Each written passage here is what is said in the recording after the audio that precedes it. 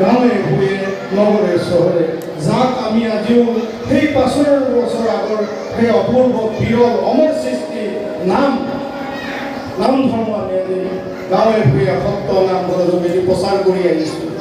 ৰাইজ মোৰ ধৰ্মৰ জ্ঞান নাই, তথাপিতো আমি ধৰ্মৰ এই বান্ধোনেৰে যি আমি এই মহান জৰিডাল একতাৰ বান্ধ খাই আছোঁ তাক আমি স্বীকাৰ কৰিবই লাগিব। ঘৰে ঘৰে বন্তি জ্বলিব, ঘৰে ঘৰে ভূ শান্তিৰে ভৰি পৰক, ধন ধানেৰে ভৰি পৰক, সমাজৰ হাঁহিৰে দেশ উজ্বলি উঠক, এই মোৰ আন্তৰিক কামনা। ধন্যবাদ। কিবা যদি ভুল কৈছোঁ ক্ষমা কৰিব। ধন্যবাদ। কৃষ্ণ তুমি কি হিচাপে পালা? চাকৰ হিচাপে পালা। কেনেকৈ কৈছে?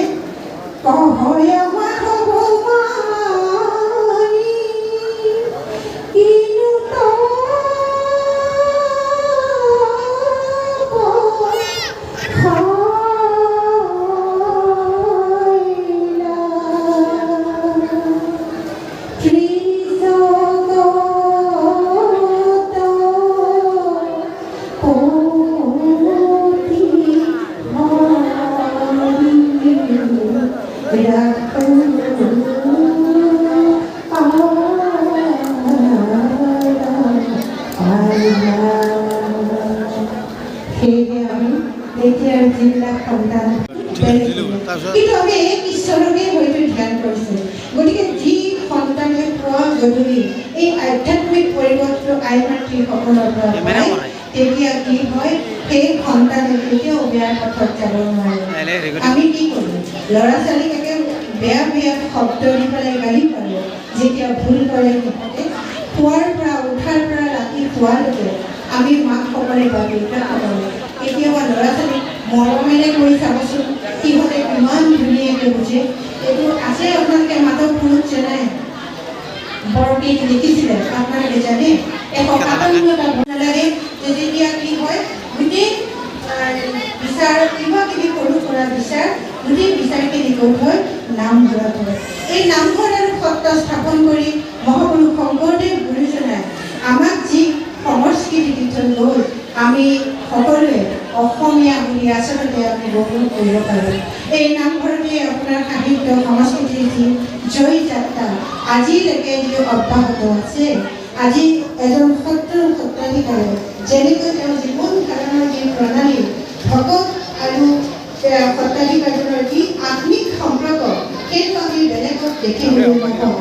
আৰু আপোনালোকে আমি জানিছোঁ যে এই শংকৰদেৱ গুৰুজনাই যি এক বৈষ্ণৱ ধৰ্ম প্ৰচাৰৰ কাৰণে এই সত্ৰ নামঘৰ এই প্ৰতিষ্ঠা কৰি আমাক যি বাট দেখুৱাই থৈ গ'ল, এই নৱপ্ৰজন্মই যদি সেই বাট বুলি যদি থাকে, তেতিয়াহ'লে এই আমি যে ফেচবুকত দেখোঁ, এই টিভি নিউজত দেখোঁ, সেই বেয়া বেয়া অঘটনখিনি আমি দেখিবলৈ নাপাওঁ। আপোনালোকে জানে আই মাতৃসকললৈ আমাৰ এই যি সন্তানে পুৱা আৰু গধূলি ঈশ্বৰ উপাসনা কৰে, ঈশ্বৰৰ উপাসনা বিভিন্ন ধৰণৰ হ'ব পাৰে। তেওঁ হয়তো ঘৰখনত থকা কোনোবা নামঘোষা এখন আছে, তাতেই সেৱা কৰিব পাৰে। কাৰোবাৰ ঘৰতে নামঘৰতে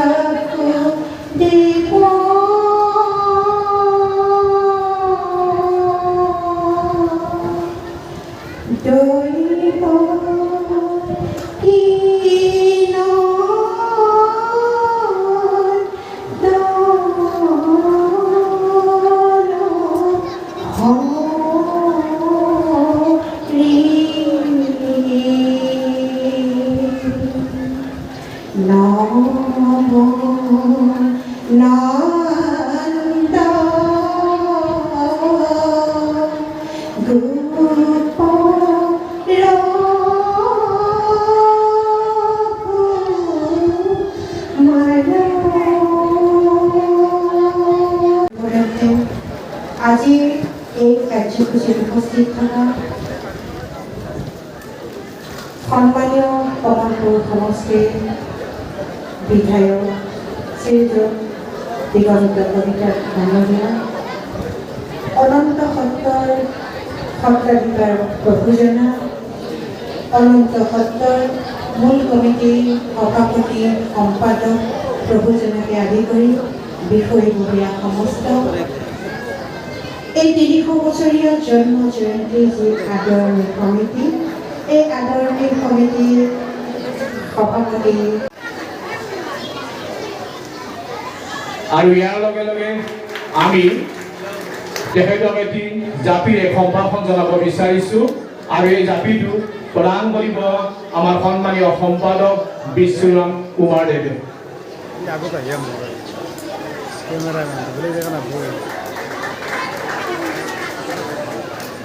ইয়াৰ পিছতে তেখেতক এটি শৰাইৰে আমি তেখেতক উপহাৰ দিব বিচাৰিছোঁ।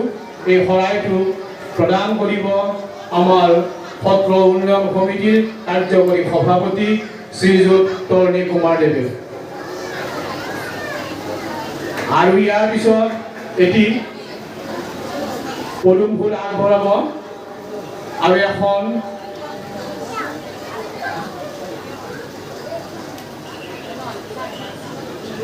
পদুম ফুলৰ লগতে এখন চেলেং চাদৰ তেখেতক আদৰণি জনাব বিচাৰিছোঁ।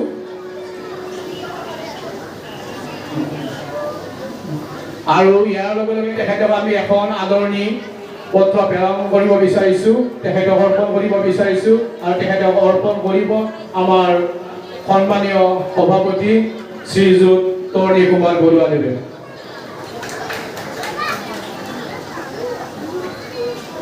সন্মানীয় বাইদেউ, আমাৰ বক্তৃতামালাৰ ওচৰলৈ মই আহিবলৈ অনুৰোধ ৰাখিছোঁ। ইয়াৰ লগে লগে মই ৰাইজৰ জ্ঞাতাৰ্থে আন এটি কথা ক'ব বিচাৰিছোঁ যে শ্ৰী শ্ৰী অনন্ত সত্ৰৰ উন্নয়ন সমিতিৰ লগতে আমাৰ যি উদযাপন সমিতি আছিলে, এই উদযাপন সমিতিৰ মূল বিষয়ববীয়াসকলক আপোনালোকৰ ওচৰত আমি তাৰ চিনাকি কৰাই দিব বিচাৰিছোঁ যে এইকাৰণে আমি স্মৃতিগ্ৰন্থ উপসমিতিয়ে শ্ৰদ্ধাৰ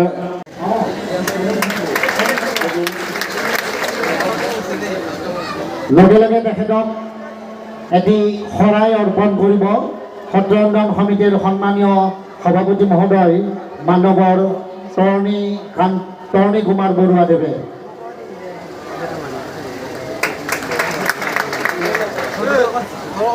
এটি জাপি তেখেতক আগবঢ়াব সত্ৰ উন্নয়ন সমিতিৰ সন্মানীয় কাৰ্যকৰী সভাপতি মহোদয় মানৱৰ তৰণীকান্ত কুমাৰ দেৱে।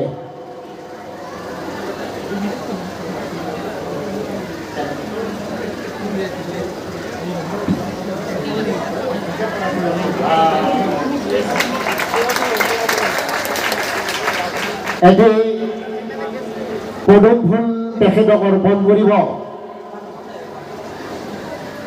সত্ৰ উন্নয়ন সমিতিৰ সন্মানীয় সদস্য তথা উদযাপন সমিতিৰ কৰ্ম নিৰ্ধাৰণ সদস্য মধু কুমাৰ দেৱে।